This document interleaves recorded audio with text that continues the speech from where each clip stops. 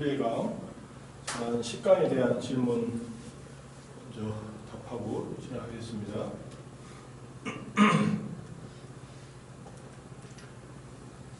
한 친구가 잘못 이메일을 보내가지고 쭉 이메일을 보내놨어요. 우리 복습시키려고 해서 1강부터 질문을 쭉 보내와서 간단하게 설명하면서 가겠습니다. 명상이란 무엇이고 목적이 무엇인지 궁금합니다. 명상은 좌선 앉아서만 하는 줄 알았는데 걸으면서도 한다니까 도대체 명상이 뭔가 이런 의문이 아마 첫 강의 때 들었나 봐요. 그래서 명상은 어텐션의 의식적 훈련이다. 이렇게 정의를 하는 게 가장 포괄적인 정의입니다. 그리고 고요함과 명료함이라고 하는 것을 통해서 이미 얘기했죠.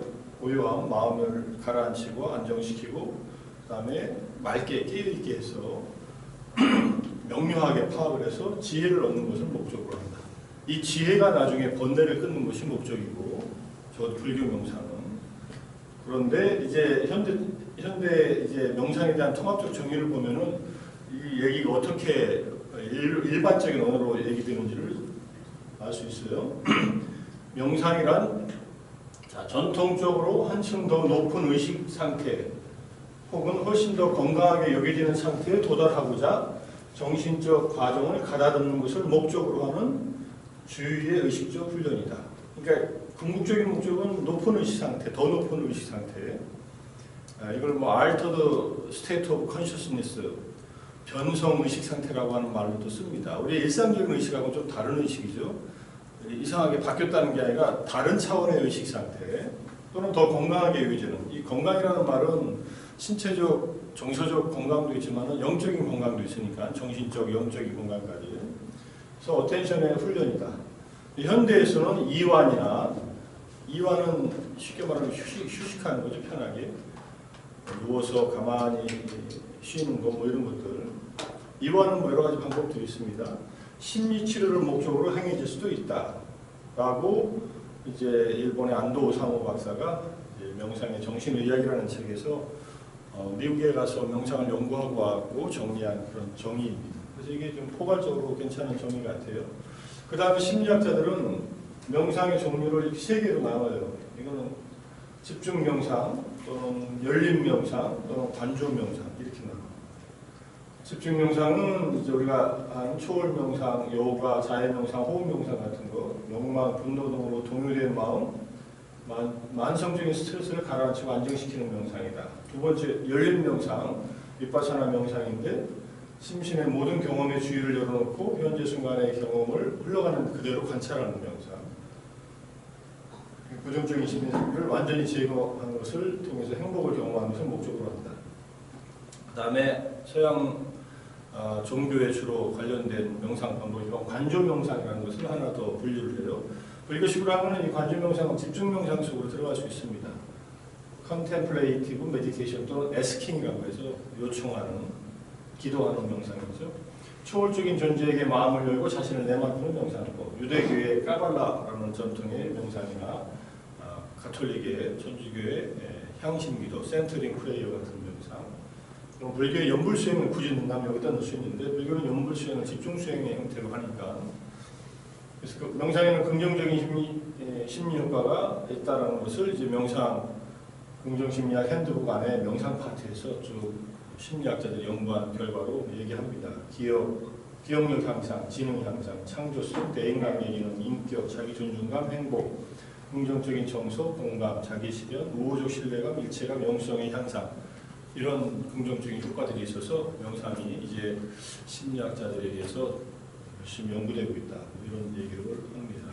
이 정도만 얘기할게요. 명상에 대해서 이런 목적을 향해서 할 수 있고 궁극적으로는 명상의 목적은 어떤 자세로 하든 어떤 주제를 삼든 마음을 가라앉히는 명상, 그래서 집중되는 명상과 그다음에 있는 그대로의 몸과 마음의 경험을 자기의 관찰을 통해서 직접 이해하는 통찰을 일으키게 하는 명상 두 가지가 있다 이렇게 볼 수 있습니다.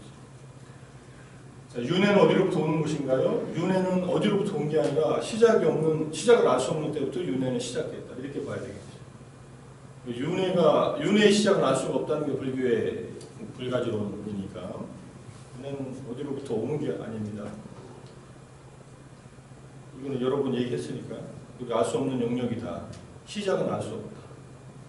시작을 알려고 거슬러 올라가 봐도 시간의 처음은 우리에게 파악되지 않는다. 이런 뜻으로. 불교에서 지옥과 천상은 어떤 것인지 궁금합니다. 지옥이나 천상에 재생한 존재들 윤회 속에서 다시 죽음을 맞이하나요? 당연히 죽음을 맞이하죠. 윤회 속에서. 해탈한 성자는 윤회로부터 벗어나게 되고 죽지 않는 삶을 살게 되나요? 해탈한 성자는 죽음이 없다. 물론 육체의 죽음은 경험하지만은 죽음이 없는 경지에 도달했다. 이렇게 얘기합니다. 그걸 불사, 열반의 경지라고 얘기하죠. 불교의 지옥은 이 위키피디아에 불교의 지옥이라고 치면은 쭉 설명이 나와요. 8가지 종류의 지옥이 나와요. 그건 초기 경전에 다 나오고 아비달마에서 자세하게 설명하고 있어요. 부처님이 직접 얘기한 거고 고통스러운 지옥들이 많다. 그 중에 가장 고통스러운 지옥이 무간지옥이라고 하는 지옥은 고통이 한순간도 끊어짐이 없이 이어지는 지옥이 있다. 무간지옥이라고 해서 사이가 없다는 거예요. 아비치라고 해서. 무간지옥에 떨어지는 중생들은 이제 오욕제 또는 오무간업을 지었을 때 떨어진다고 했잖아요. 아버지를 죽인 자, 어머니를 죽인 자, 아라한을 죽인 자, 부처님 몸에 상처 입힌 자, 승단의 화합을 깬 자, 그런 업을 지으면 그 지옥에 떨어진다. 그리고 누가 이렇게 잡아다가 지옥에 넣는 게 아니에요. 우리가 인간으로 태어날 때 너 인간으로 태어나고 누가 명령한 게 아닙니다. 우리가 각자 내면의 번뇌와 업에 의해서 인간으로 태어날 조건이 되었기 때문에 인간으로 태어났고 지옥에 태어날 존재는 지옥에 태어날 조건이 돼서 태어나는 거지. 자, 윤회에서 벗어나는 것을 궁극의 목표로 하는데 사회 재생을 믿기 힘든 저는 이런 목표가 와닿지 않습니다. 이거는 우리가 이제 깔라방에서 얘기했듯이 탐진치를 멀리하는 삶을 살고 탐진치를 멀리하는 삶을 살고 자비사의 사무량심을 갖추면은 윤회가 있든 없든 현생에서 행복을 경험한다. 이런 의미로서 굳이 윤회를 믿지 않더라도 불교적인 삶 또는 도덕적인 삶과 마음을 정화시키는 삶은 우리 삶에 도움이 된다는 것을 이해하면 윤회하고 관계없이 우리 삶을 왜 바른 업을 올바른 업, 유익한 업을 지어야 되는가 하는 것을 이해할 수 있을 겁니다. 이거 이미 5강인데 5강은 이제 우리가 다음 생에 이어지는 행복에 대한 공부를 했는데 여전히 어려운 문제로 남아있을 거예요. 윤회에 대해서. 윤회를 여러분들이 확인하고 싶으면 명상을 하면 돼요. 명상을 하면 스스로 자기의 전생이 무엇이었는가 하는 것을 확인할 수 있는 그러할 정도의 마음이 정화되면 그게 보입니다. 그 데이터가 지금 우리한테 드러나지 않는 것뿐이지 데이터가 없는 게 아니다 이런 뜻이에요. 부처님도 깨닫고 나서 또는 그 숙명통을 하고 나서 전생을 쭉 떠올려서 이해를 했기 때문에 그렇다는 것은 이 뭔가 정보가 있다는 거예요. 어디인가.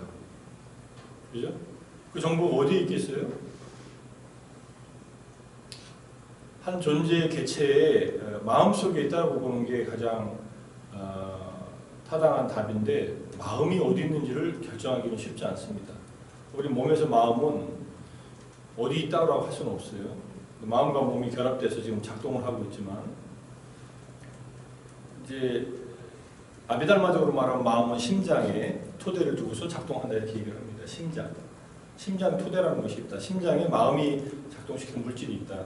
현대의학적으로 말하면 심장에 있는 한 20-30만 개 정도 되는 신경세포 이렇게 설명을 할 수 있어요. 굳이 얘기하면 신경세포가 뇌에만 있는 게 아니에요. 심장에도 있어요. 그래서 어떤 경우에는 심장 이식 수술을 받은 사람이 본래 채식주의자였다가 육식을 많이 하는 사람의 심장을 이식받고서 이 사람이 육식하는 사람으로 바뀌었다는 그런 보고들도 있어요. 심장의 영역이 오히려 이 사람의 이 행동이나 이 성향을 결정하는 경우도 있다. 이거를 얼마나 연구조사했는지는 모르겠지만 그런 사례도 있다라고 하는 것을 들은 적이 있습니다. 그러니까 여러분들 만약에 심정지가 와서 다른 사람 심장을 이식을 했어요. 다행스럽게. 그럴 때에 뇌에서 기억하고 있는 것과 심장이 갖고 있는 기억 속에서 심장 쪽이 더 강할 수도 있다는 것을 그런 얘기를 합니다. 그 정도만 얘기하고.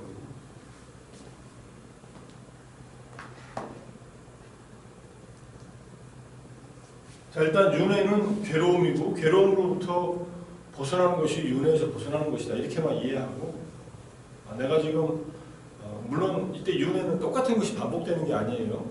생사가 반복되는 거. 생겨났다 죽고 생겨났다 죽고. 근데 이게 생겨나는 것이 똑같은 것이 생겨나는 적은 한 번도 없어요. 어떤 경우에도 늘 새로운 것이 생겨나고 또 그 생겨난 것은 사라지고. 이게 생사예요. 그게 윤회의 의미고 정처 없이 헤맨다는 거죠. 이 생사의 세계를. 그건 괴로움이 생겨나고 또 괴로움이 소멸하고, 괴로움이 소멸하는 것이 완전히 소멸하는 게 아니라 생겨난 괴로움이 소멸했다 또 다른 괴로움이 생겨나고 하는 것이 윤회다. 윤회의 삶은 전체적으로 괴로움의 삶이다. 이 속에서 일시적으로 행복할 때도 있을 수 있다. 그죠? 천상의 행복은 오래가니까. 그렇지만 그것들도 변해가고 없어져가기 때문에 괴로움의 속성을 가지고 있다는 것이 기본적인 이해니까 윤회를 벗어난다는 것은 고통에서, 괴로움에서 벗어나는 일이다. 이렇게 이해하면은 완전히 윤회에서 벗어난 다음에는 완전한 열반이라고 하는 행복, 그 행복의 경험 속에서 살 수 있다. 이게 아라한이 아직 생명이 남아있는 동안의 삶이다. 이렇게 이해하면 되겠죠. 왜 고요한 상태여야 하는가? 명상을 쳐서 고요함을 개발한다고 할 때 육강에서 행복한 생각을 하면 몸의 호르몬에 긍정적 변화가 있지 않을까요? 고요한 것이 행복의 조건이에요. 마음이 고요하지 않으면 행복할 수 없어요. 그런데 행복한 생각을 하는 것은 도움이 되죠, 당연히. 이거 자체가 부정하는 건 아니에요. 행복한 생각이라는 것이 뭐가, 여러분들은 뭘 생각할 때 행복해요? 예전에 내가 이 과목을 첫 강의 질문지에 언제가 가장 행복했고 언제가 가장 괴로웠느냐 이렇게 써보라고 했어요. 그랬더니 행복했던 적은 대부분의 학생들이 학교에 합격 통지서 받았을 때. 여러분들은 어땠어요? 여러분 인생에서 가장 행복했던 때가 그때였을 수도 있지. 괴로웠던 때는 별로 기억이 없습니다. 이렇게 쓴 적도 있고, 뭐 군대 가지고 힘들었던 적이 있습니다. 뭐 여러분들 나름대로 20여 년 동안 살아오면서 경험했던 것이 있는데 행복한 기억들이 있죠, 당연히. 근데 그걸 생각해가지고 추억에 잠겨가지고 행복할 수도 있어요, 일시적으로. 근데 그것은 조건화된 행복 중에서도 가장 빠르게 경험할 수 있지만 빨리 사라지기도 해요. 그 상황이 변하면은. 명상은 끊임없이 자기 마음을 정화시켜서 고요함 속에서 지극한 행복을 경험하는 그러한 경험이라고 할 수 있어요. 명상의 경험은 행복한 경험이다 이렇게 생각하면 그럴 때 긍정적인 변화가 일어나죠. 심신에서. 자, 열애는 어떤 깨달음을 당겨내다 부처님이 이런 말인가요? 열애는 붓다의 명칭이다. 이건 이미 설명했고 타타가타, 타타아가타 그렇게 가신 분, 그렇게 오신 분 뭐 이런 식으로 해서 열애의 10가지 명칭 쭉 설명했죠. 열애의 공덕에 대한 설명에서 타타가타라는 말은 붓다라는 말에 그래서 부처님은 당신을 얘기할 때 열애라고 해요. 물론 붓다라고 하는 경우도 있지만 열애에게 친구라고 불러서는 안 된다. 이게 부처님이 열애라는 말을 처음 쓴 케이스예요. 5명의 비구들을 처음 만났을 때 버시오라고 친구들이 5명이 얘기를 하니까 부처님이 처음 하신 말이 열애를 버시라고 불러서는 안 된다. 이렇게 얘기해요. 당신이 열애라는 얘기를 하는 거예요. 이 5명의 동료들이 무슨 소린가 하고 깜짝 놀라죠. 그러다가 이제 설명을 하니까는 이제 알아듣고서 그때 이제 그 다음에는 이제 제자들은 부처님을 세존이시여, 바가바 뭐 이렇게 세존이시여라고 부르고, 그 다음에 아라하 삼마 삼부타 이렇게 부릅니다. 10가지 명으로 부르죠. 몇기 명상은 어떤 식으로 하는 건가요? 내가 해보려고 갖고 왔는데 이따가 다 오면 한번 할까요? 내가 뭘 미리 준비를 했으면 초콜릿이라도 사왔을 건데 내가 먹고 있는 맛있는 거 갖고 왔어요. 일단 합시다. 아미노 포도당 골드 이거를 먹기 명상이다 하자고 2개씩 줄게. 먹으면서 먹는 동작과 맛, 삼키는 과정을 마음챙겨 알아차리는 명상입니다. 지난 학기에는 좀 좋은 초콜릿 차 안에다 좀 놔둬가지고 녹은 초콜릿을 먹었지만 초콜릿으로 할 수 있고 서양에서는 먹기 명상을 연습할 때 건포도로 많이 해요. MBSR이랑 프로그램에서 마음챙김에 근간 스트레스 완화.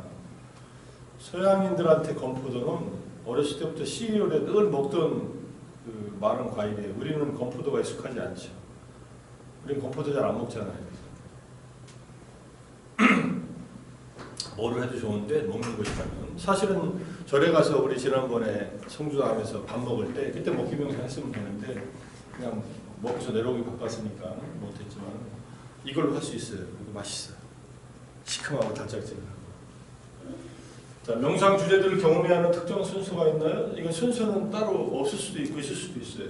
40가지 명상 주제는 각자의 마음 상태에 따라 할 수 있습니다. 분노가 많이 올라올 때는 마음 챙김 명상을 할 수도 있고 자연 명상을 할 수도 있고 막 산만할 때에도 자연 명상을 할 수도 있고 호흡 명상을 할 수도 있고 또 그냥 몸을 그냥 알아차리는 명상을 할 수도 있고 순서대로 수행하는 경우도 있어요. 40가지를 호흡 명상을 하고 가시나 명상을 하고 쭉 해서 무색기 명상을 하고 그렇게 파옥센터라고 하는 곳에서는 선정 방법을 40가지를 거의 다 수행을 시키는데 나름대로의 시스템과 순서가 있습니다.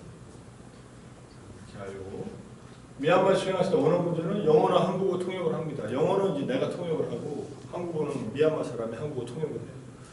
여러분들이 영어를 하면 여러분들이 영어로 인터뷰를 하면 되고 보통 다 영어로 기본적으로 통역을 해줘요. 영어를 할 줄 알면은 대부분의 명상센터에 갈 수 있고 이번에 12월 달에 갈 때는 이제 스님이 미얀마 말로 법문해주면 한국어로 통역을 해주고 미얀마 사람이 한국말 하는 사람이 있어서 그 다음에 영어로 하시면 이제 제가 통역을 하고 이렇게 통역을 합니다.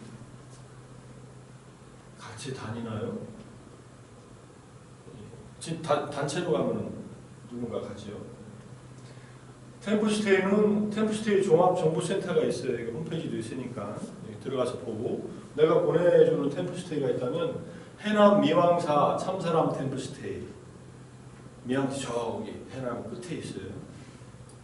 멀리 가가지고 7박 8일 정도 하는 프로그램이 있고 그 다음에 이게 기회가 닿을지 모르지만 정토의 깨달음의 장이라는 5박 6일 프로그램도 있고 이 해남 미왕사 템플스테이는 이제 조계종에서 하는 템플스테이고 이 두 가지는 조계종하고 관계없이 진행하는 수련 프로그램입니다. 또는 동사서 프로그램 4박 5일 이런 것들은 이제 조계종 스님들 중심으로 운영되고 그 다음에 이제 10박 11일에 단마코리아 여기는 써놓지 않았지만 진안에서 하는 단마코리아의 수련도 있고 이런 프로그램은 아마 거의 마감됐을지도 몰라요. 이미 지금 7월 중순이 넘어가니까 이것들도 다 쉽지 않아요. 여름에는 뭐 워낙 사람들이 많이 가니까 이 정도 생각하고 그 다음에 전통 사찰에는 대부분 템플스테이가 있습니다.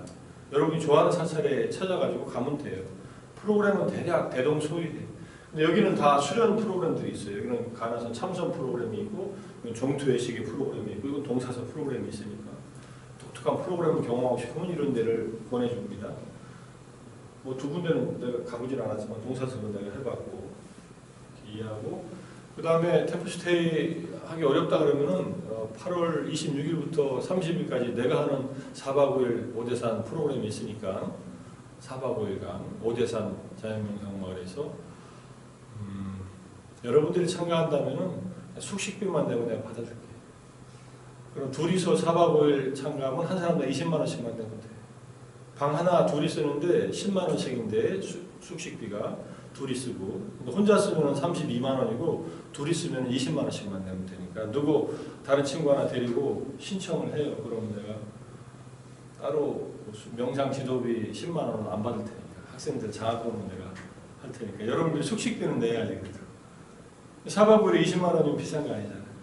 어디 가서 밥 주고 그리고 시설이 아주 좋아요. 강의 끝난 다음에 7월 20일까지 신청받으니까 7월 20일이면 얼마 안 남았네. 1차로 신청받아서 20명으로 일단은 접수 마감하려고 하는데 지금 한 10여 명 정도 했나? 그래서 나랑 같이 하려면 오대산을 가고 나머지는 이런 데 가서 여름에는 많이들 수련돼야 하니까 참여하면 됩니다. 불교의 기복신앙적 형태에 대해서 절에 가서 누구누구를 들어주세요 비나이다는 것은 부처님이나 보살님, 만세현 보살님 또는 뭐 여러 부처님들한테 그분들의 원력, 중생을 제도하겠다는 원력에 기도하는 거죠. 대승불교의 타격신앙적인 쪽의 강조가 이런 기복신앙 쪽으로 된 거예요. 원래 테라바다 같은 경우는 이렇게 기복을 하지는 않지만 기복적인 마음으로 보시는 합니다. 이 보시한 공덕이 자기가 생긴다는 것을 아니까, 또는 자기 부모를 위해서 보시를 하기도 하고, 기본적인 마음은 똑같아요.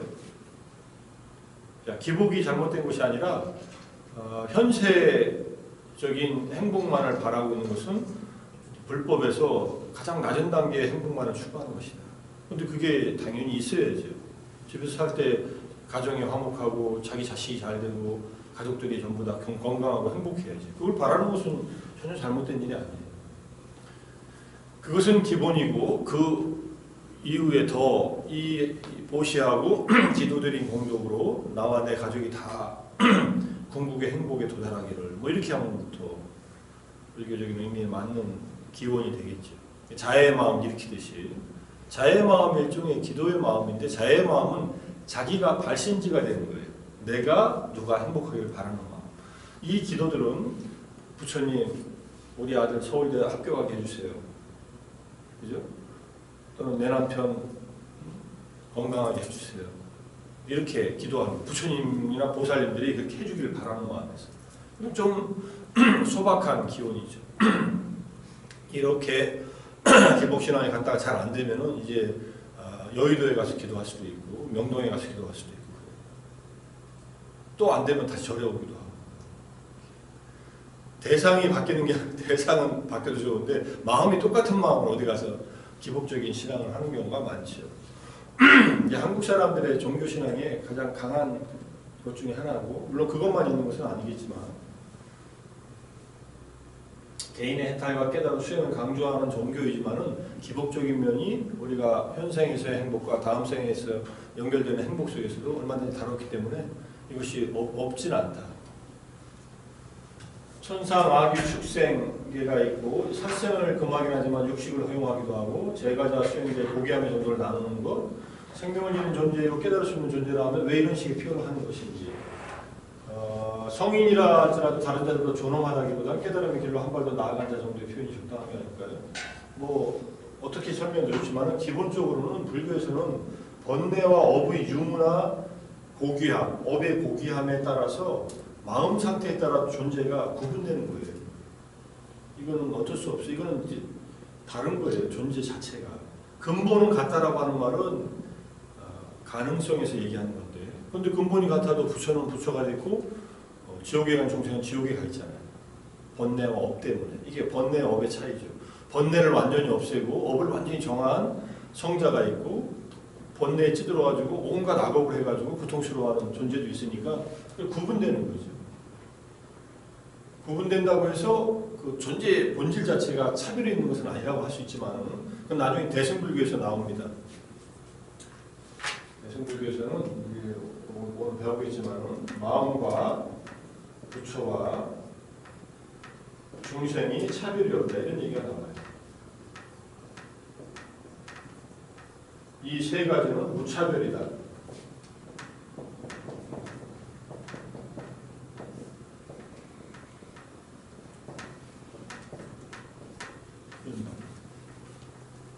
무차별이지만은 마음을 정화하면 부처가 되고, 마음이 오염되면 중생이 되는 거예요. 그래서 중생한테 보시를 하면 부처에게 보시하는 것보다 훨씬 효과가 적은 거예요. 공부를 잘하는 사람한테 장학금 주면은 효과가 더 많이 나타나는데, 공부를 아예 안 하는 사람한테 장학금 주면은 그냥 여가대로 쓰고 마는 거죠. 그런 의미로 이해하는 거예요. 생명을 존중하면서 왜 육식을 하느냐? 그러니까 육식이라 할 때 고기 죽여서 먹는 것은 안 되지만은, 죽임을 당한 생명 또는 죽은 생명을, 동물을 먹는 것 자체는 살생과 관련 없다. 이렇게 붓다의 이해죠, 사실. 자기가 직접 관여하거나 자기를 위해서 직접 죽이지 않았다는 것을 아는 그러한 육식은 허용된다, 이렇게 얘기했으니까. 자, 거기까지 하고, 유구에서 보살이 등장하는데 수행 방법론이 변화했나요? 유구가 보살을 등장시킨 이유는 부파불교에서, 이거는 기본적으로 붓다라는 존재는 보살행을 닦아서 붓다가 됐다는 것을 인정했다는 얘기예요. 근데 부파불교까지는 보살행을 닦는 것을 설명을 하지만 강조하지는 않습니다. 보파불교까지는 아라한이 되는 것이 목적이었기 때문에 새로운 수행법을 보살행으로서 설명을 하지만 강조하지는 않는다. 그렇지만 대승불교에 와서 구체적인 보살행의 이 실천 단계들을 내가 볼 때는 거의 창작에 가깝게 만들어내요. 근데 그 창작이 그냥 막 창작한 게 아니라 초기 불교나 보파불교에 나름대로 뿌리를 두고 만들어내요. 화엄경의 사상이라든지. 그러니까 전혀 무관하지는 않지만 새롭게 해석해가지고 보살행을 구성했다 이렇게 볼 수 있습니다. 자, 이타적인 보살행을 말하는 종파의 수행은 위파사나 명상과 어떻게 다른가요? 이타적인 보살행을 말하는 수행과 위파사나 명상이 결합되어 있어요.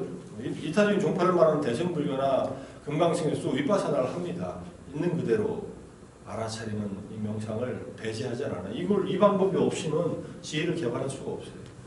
그때 가면은 이제 대승에서는 공사상에서 말하는 공에 대한 있는 그대로의 파악을 얘기해요. 그건 무아에 대한 이 위파사나적인 지혜하고 연결되어 있습니다. 공사상이. 그런 얘기고. 색깔 명상이 어떻게 성내는 기제에 도움이 되나요? 청황적벽의 가시나 수행을 통해서 분노가 조절된다는 얘기니까 이거는 뭐 해봐야지.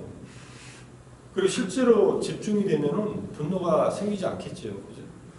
이 선정에 들어가는 상태는 분노가 있으면 못 들어가요, 사실은. 근데 색깔을 예컨대 노란색 원판을 만들어 놓고 계속 그걸 바라봐요. 여러분들 상상만 해봐요. 그리고 눈을 뜨고 바라보다 눈을 감고 심상으로 떠올렸다가 계속 이걸 반복해봐요. 이 작업을 하면은 여러분들 화나는 생각이 올라오면 다시 색깔로 돌아가고, 그죠? 색깔로 돌아가고 자꾸 하면은 화나는 생각의 이 뇌의 회로가 점점점 약화되겠지. 아주 간단하게 말하면. 뭐 어떻게 달리 설명할 방법이 별로 없네. 근데 색깔을 어떤 색깔을 선택하든 분노가 일어날 때 부처님께서 직접 말씀하신 방법 중에 하나는 분노의 원인이 되는 조건이 되는 일들의 기억을 떠올리지 말라. 아사띠라고 해요. 사띠를 두지 말라. 그 다음에 거기에 주의를 기울이지 말라. 기억하지 말고 주의를 기울이지 말라. 근데 그게 되나요? 화가 난 일이 있으면 계속 떠오르잖아요, 여러분들. 안 그래요? 화난 일이 있었으면은 나도 생각하고 싶지 않아요. 계속 떠오르지. 억울해서도 떠오르고 뭐 여러 가지 이유로 떠오르죠. 그때 거기에 사티를 두지 말라. 기억을 하지 말고 그 다음에 만화시켜라. 의식, 주의를 기울이지 말라. 마음을 두지 말라. 이렇게 말할 때 그 중에 한 방법이 이 청황적백의 색깔을 이제 마음속에 떠올리면서 명상을 하는 것이 하나의 방법이 될 수 있어요. 물론 다른 모든 수행법도 다 적용될 수는 있습니다. 수행이라고 하는 것은 분노의 내용이 아니라 마음을 모을 수 있는 하나의 대상들이기 때문에 그러면은 분노를 일으켰던 조건들이 점점 약해지고 그 다음에 마음이 좀 안정되는 쪽으로 가겠죠. 그 정도 이해합시다. 나중에 수행을 해봐요. 정말 없어지는 않았어요. 음소 다른 문장이 신불상행인가요? 이거는 언어가 한 개인이 만든 것이 아니라는 의미라고 이렇게 이해하면 어떨까요? 더 이거를 따져서 내가 공부를 해왔어야 되는데 나중에 아비담마 공부할 때 좀 하기로 하고 기회가 닿으면 언어는 한 개인이 만든 게 아니에요. 그죠? 여러분들 태어나서 여러분들이 쓰는 말 여러분들이 만들어서 써요? 언어를 배워서 언어가 체계화된 언어들을 우리가 쓰고 있지요. 그런 의미에서 우리의 마음과 독립된 언어 체계가 있다는 거예요. 일종의. 이해가 돼요? 이것을 이제 현대 언어 철학에서는 언어는 프라이빗하지 않다. 프라이빗 랭귀지는 없다. 사적인 언어는 없다.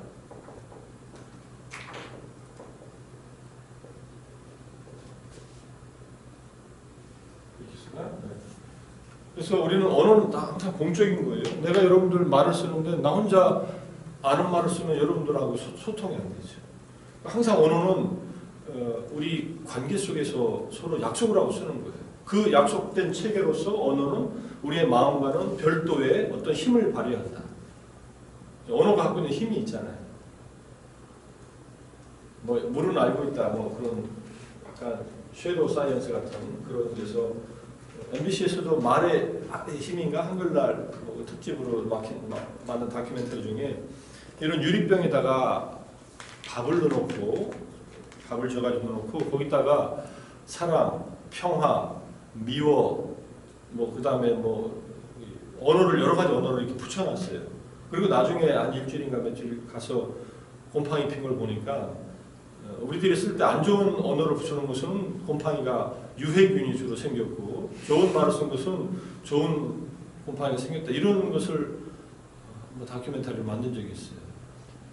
아니 그럼 밥이 무슨 어디 인간의 언어를 알아듣나? 그건 아니지만 그런 얘기들도 있고 한데 이거는 뭐 좀 더 과학적으로 좀 검증해 봐야 될 문제이지만 어쨌든 언어가 갖고 있는 독특한 어떤 힘이 있다는 것을 조그만 사례로서 볼 수 있는 면이 될 수도 있습니다. 어쨌든 신불상 행위다. 언어 자체는 이렇게 서류체육은 이해를 한 거예요. 서류체육의 논사들이.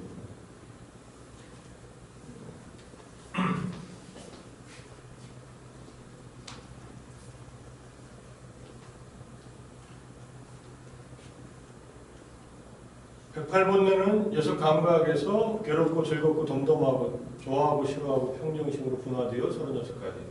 그죠? 여기서 과거, 현재, 미래 108가지. 이게 108 느낌에 대한 108번뇌의 설명이 하나의 방법이고 지금 서류체육처럼 얘기할 때 10가지 근본 번뇌 98가지가 합해져서 108번뇌가 되는 설도 있고 여러 가지 설이 있습니다. 초기 불교에서는 108가지 느낌이 있다는 얘기가 나와요. 108가지 가래가 있다는 얘기가 나와요. 느낌에 대해서 가래가 일어나니까.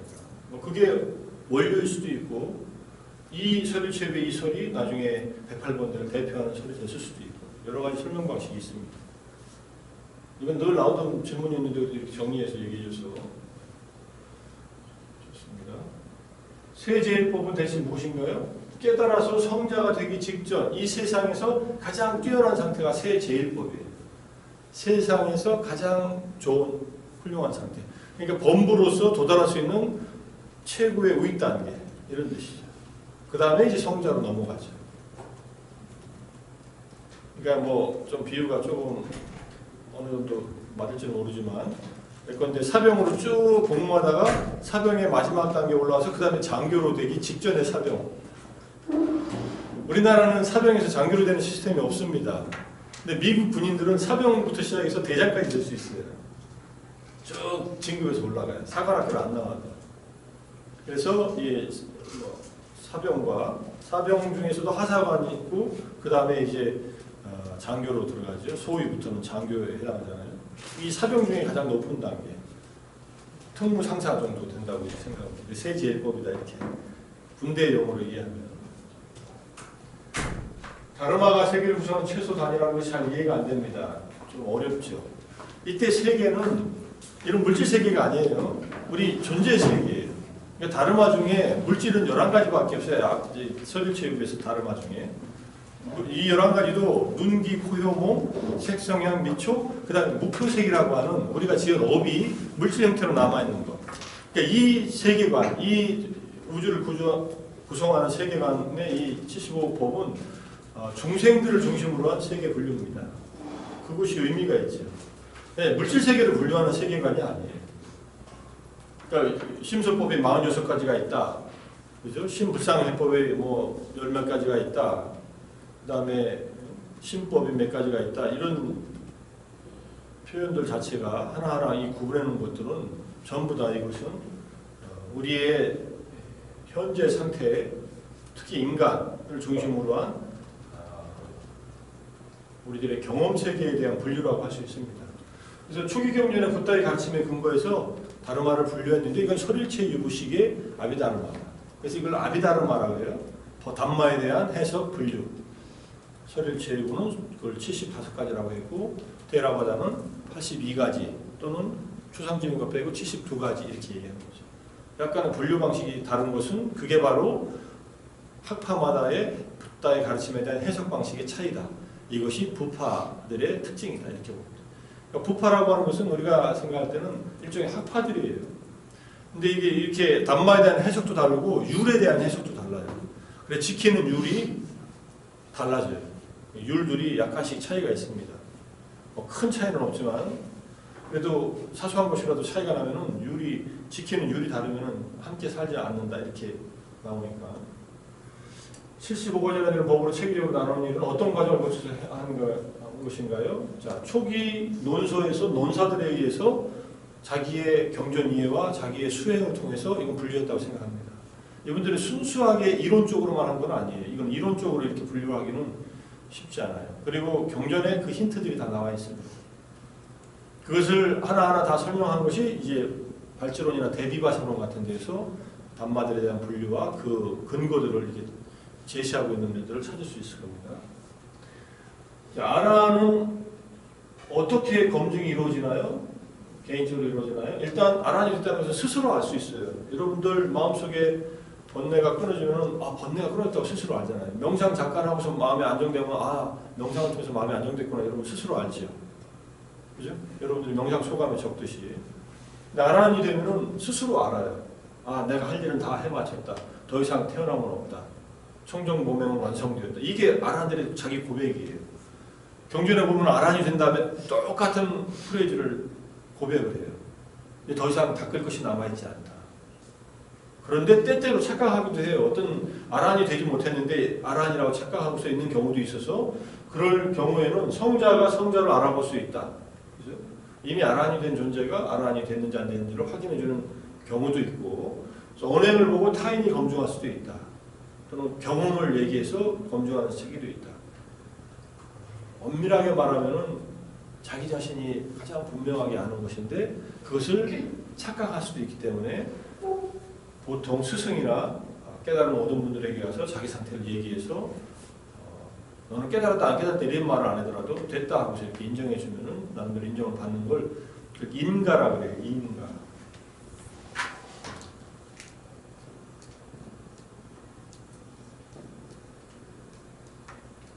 도장을 찍어줘요. 됐어. 지금부터 가르쳐야 이렇게. 우리 지난 시간에 테라바다의 제가자들 중에서 사야테치가 레지사이도한테 수행을 배우고 레지사이도가 그대는 지금부터 6,000명한테 윗바사나를 가르쳐라. 이게 일종의 인가예요. 스승이들 자격을 주는 거예요. 물론 깨달았다 안 깨달았다는 말은 안 합니다. 그 다음에 우바킹이 외부 사이도를 만났을 때 그대는 나하고 헤어지는 순간부터 만나는 사람한테 기회가 닿을 때마다 수행을 가르쳐라. 이런 게 일종의 인가 중에 하나일 수 있어요. 근데 꼭 깨닫지 않아도 수행을 가르칠 수 있으니까 그걸로 깨달았다 안 깨달았다를 확인할 수는 없습니다. 고엔카지가 우바킹한테 14년간 수행하고 그대는 이제 인도로 가서 윗바사나 수행을 가르쳐라. 이것도 일종의 티칭에 대한 허가지. 뭐 그 정도 수행했으면 가르칠 수 있다라고 허락을 해주죠. 그 정도만 얘기할게요. 동자승도 아란이 될 수 있나요? 7살에 아란이 된 사례가 여러 명 있어요. 초기 경전에 의하면. 하나 재밌는 사례가 뽀딜라라고 하는 아주 강사 스님이 있었는데 부처님 당시 때도 교리를 가르치는 스님들이 있었나 봐요. 그러니까 부처님께서 하루는 불러가지고 늘 이제 교리 설명을 잘하니까 머리가 텅 빈 뽀딜라야 머리가 텅 빈 뽀딜라야 이렇게 불러요. 머리가 텅 비었다는 말이 듣고서 충격받을 거 아니에요. 그래도 내가 부처님 가르침을 후배들한테 가르치고 있는데 부처님이 왜 저러실까 하니까 이제 수행을 안 해서 깨달음이 없다는 것을 이제 수행을 시키려고 부처님께서 일종의 자극을 한 거예요. 그래서 뽀딜라가 자기가 압니다. 자기가 알고 있는 이 교리적인 지식으로 자기를 돌아보니까 자기가 깨닫지 못했다는 것을 스스로 알아요. 번뇌가 남아있어요. 그래서 이제 강사직을 그만두고 수행을 하러 떠납니다. 수행하러 떠나서 여러분들 가는데 이 스님이 워낙 유명하니까 아무도 가르쳐 주려고 하지 않아요. 자기가 이제 그래도 제자들을 기르던 사람이었으니까 이건 뭐 비슷한 얘기일 수 있지만 가장 배우기 어려운 사람은 선생들이에요. 선생들은 잘 안 배우려고 그래요. 가르치려고만 하지. 내가 명상을 해보고 불교를 이렇게 해보면은 강의해보면은 선생들이 가장 가르치기 어려워요. 근데 이 뽀띠라는 이 스님도 선생이었으니까 나이도 많이 먹고 그래서 어떤 절에 갔어요. 그 절에 뭐 여러 명의 스님들이 살고 있는데 나이 많은 분부터 어린 7살의 동자승까지 전부 다 아라한이에요. 그래서 순서대로 와서 나 좀 스님님 가르쳐달라고 다 거절하면서 저는 스님 가르칠 수 없습니다. 그래서 나중에 7살 먹은 동자한테 갔어요. 동자승한테 가서 나한테 수행 좀 가르쳐 줄 수 있냐 그러니까 동자승도 못 가르친다 그러니까 나한테 가르쳐 달라고 계속 애원하니까 이게 요청하니까 스님 그러면 내가 시키는 대로 따라서 하실래요? 그러니까 따라하겠다고. 이거 어떻게 7살 먹어서도 아란이라는 걸 알고 갔는데 그래서 7세의 아란한테 수행 방법을 배워서 아란이 됐다는 얘기가 있어요. 7살 동자가 출가해가지고 7살 정도면 출가할 수 있나 봐요. 부처님의 아들은 9살 때 출가했어요. 라울라 존자는. 그게 제일 첫 번째 동자승이었고 부처님이 출가하실 때 태어났고 출가해서 6년 고행하고 얼마 있다가 깨닫고 2년 후에 고향을 방문하거든요. 이거 8년이 지나잖아요. 그러니까 라울라는 9살 됐을 때예요. 9살은 우리 나이와 같아요. 우리 한국식 나이 세는 거하고 부처님 됐을 때 나이 세는 거하고 똑같아요.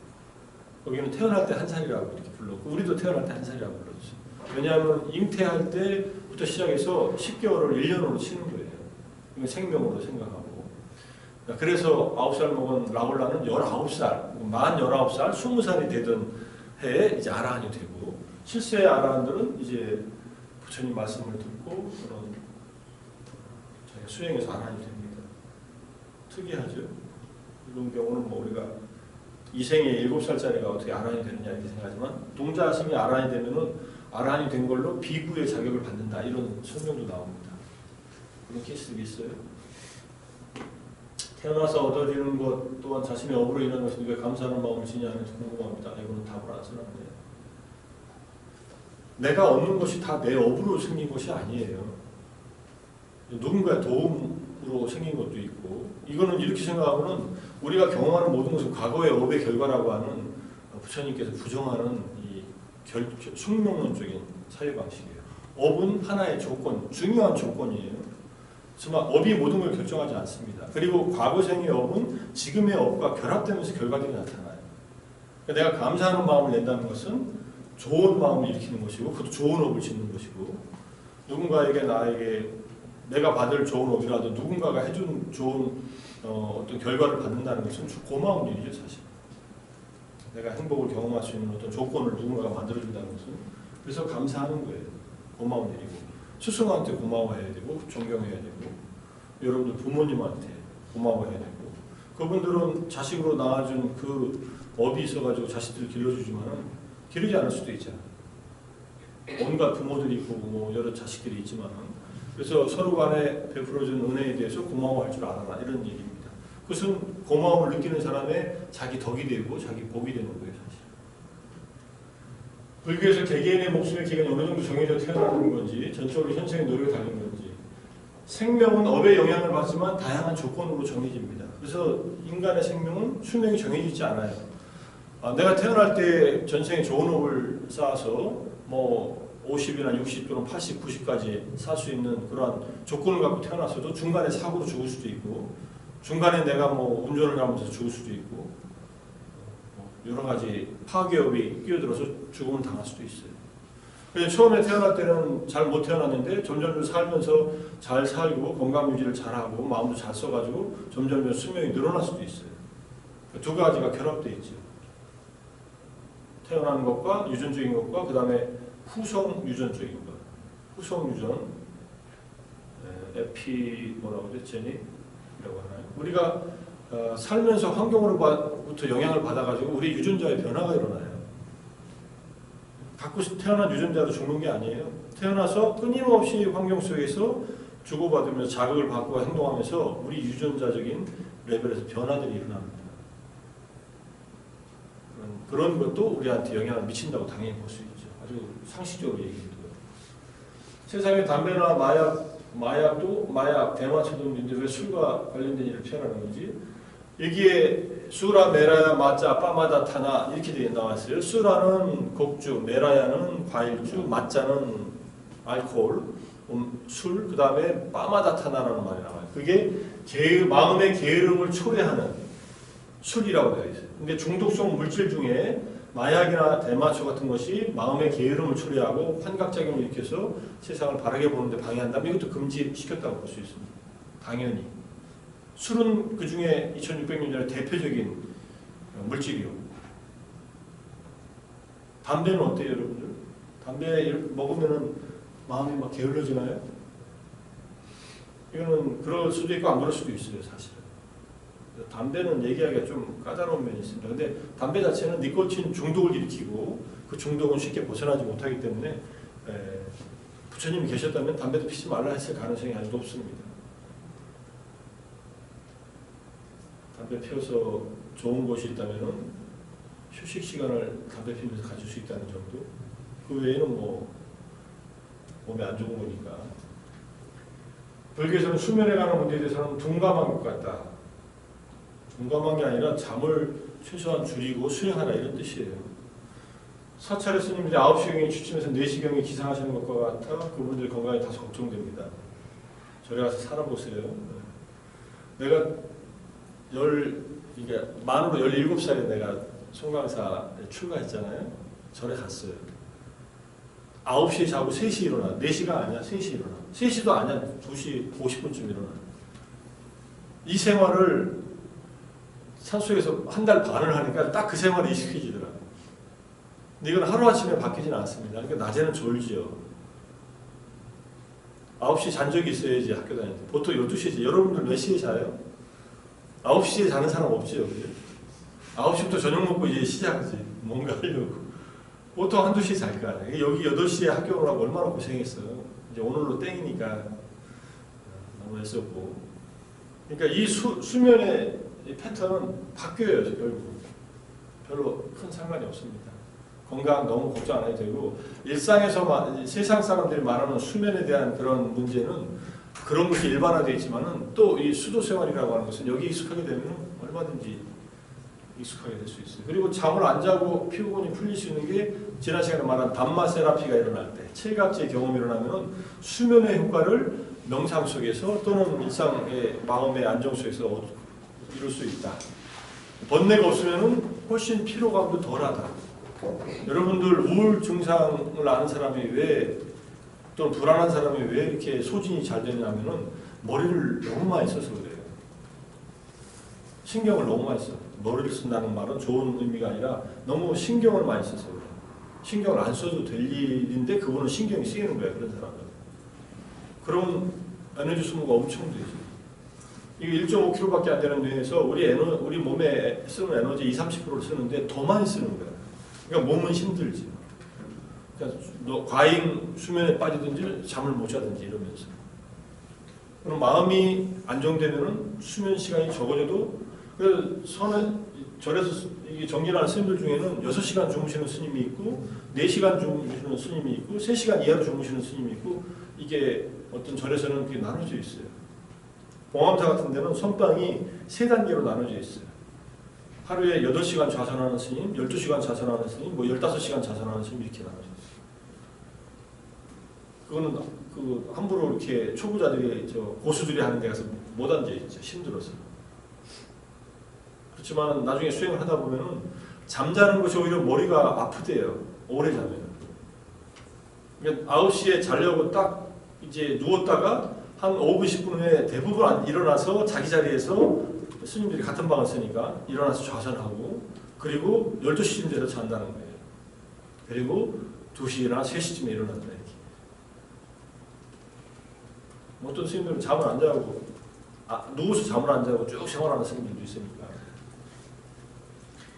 허공무의 강의 초반에 무언가 구성하는 물질은 생기거나 사라지는 것이 아니라고 말씀하셨던 것과 상반되지 않나요? 내가 초반에 에너지 불변의 법칙에 대해서 얘기할 때 이 얘기한 것 같아요. 물질은 사라지는 것은 아니다. 형태만 바꿀 뿐이지. 얼마 전에도 얘기했죠. 이런 의미이지 이 물질이 이렇게 영원히 있다는 게 아니에요. 그죠? 이 플라스틱은 여러분들 플라스틱은 이게 왜 플라스틱이 됐어요? 플라스틱이라는 말은 이게 변하기 쉽다는 말이잖아요. 플라스틱. 이게 뭐예요? 플라스틱을 이루는 원래 이 물질이 이거 뭘로 만들었어요? 석유. 석유는 뭐야? 화석연료는 뭐예요? 석유, 석탄, 화석연료죠? 그건 뭐예요? 동물이나 식물 자체. 그러죠. 동물이나 식물 자체가 쥐락이니 중생이니 이때 묻혀가지고 그게 압축돼가지고 석탄이 되고 석유가 된 거 아니에요? 그럼 그 에너지는 어디서 왔어요? 식물의 에너지는 어디서 와요? 해양 에너지죠. 그 태양 에너지가 축적된 거예요. 화석으로. 그걸 우리가 지금 꺼내서 쓰고 있는 거예요. 이거는 한도가 있잖아요. 그러니까 우리에게 끊임없이 주어지는 태양 에너지가 이렇게 변해 있는 거예요, 지금. 이거 태우면은 다시 다 타버리고 다시 에너지로 변해버리죠. 이게 사라지는 것은 아니지. 형태를 바꿀 뿐이지. 이게 에너지 불변의 법칙이라는 말을 한 건데, 허공무이라고 하는 의미는 이 절대 공간 자체는 만들어질 수도 없고 없어질 수도 없다는 얘기예요. 이렇게 공간 개념을 새롭게 인식했다. 인도 철학의 영향을 받으면서 됐을 가능성이 높다, 이렇게 얘기를 하는 거예요. 초기 불교에서는 공간이라고 하는 것은 물질에 들어가요. 물질.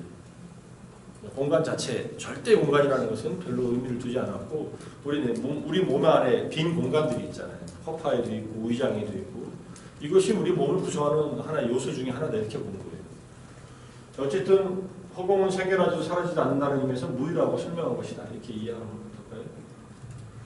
열반을 택멸과 비택멸이라는 두 종류로 구분하는 것은, 번뇌를 소멸한 택멸무의가 본래의 열반이지만 생겨나지 않은 것은 사라지지 않는다는 의미에서 무의법을 설명하다가 비택멸무의를 설명한 거예요. 아주 논리적으로만 있는 무의법이에요, 사실. 생겨나지 않은 것은 사라지지 않죠. 생겨나지 않은 것이 있습니까? 근데 어디 있다라고 하기 어렵죠. 그것을 무의법의 한 양식으로 설명하는 거예요. 이것도 초기 불교의 근거를 두고 설명한 건데, 설일체 이후의 독특한 무의법의 설명 중에 하나입니다. 그 정도만 얘기합시다.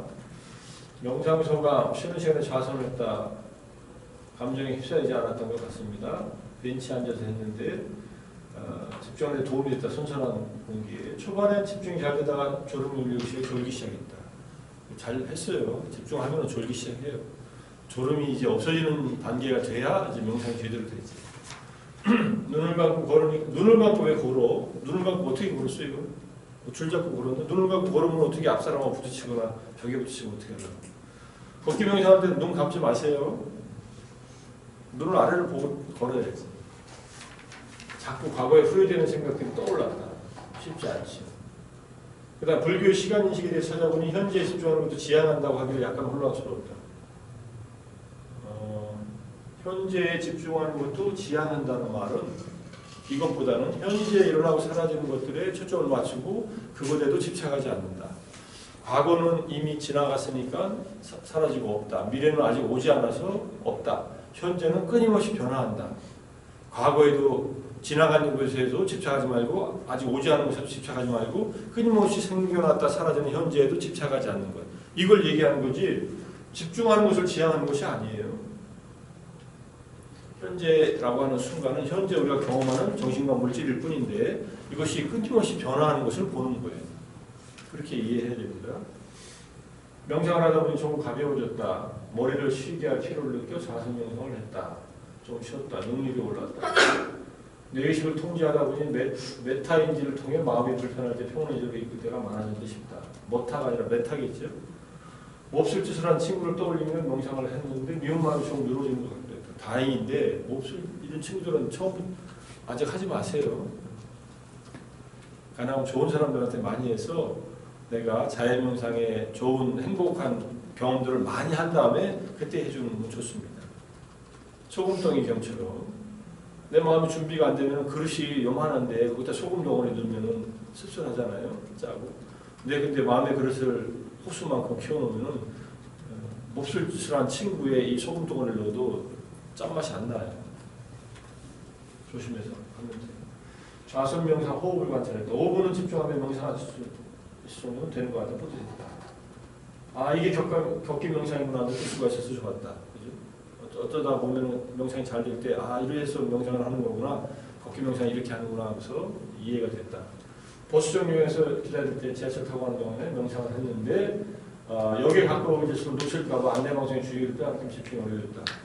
스마트폰은 알람을 해놓고 해요. 그럼 2분 전에 알람이 울려.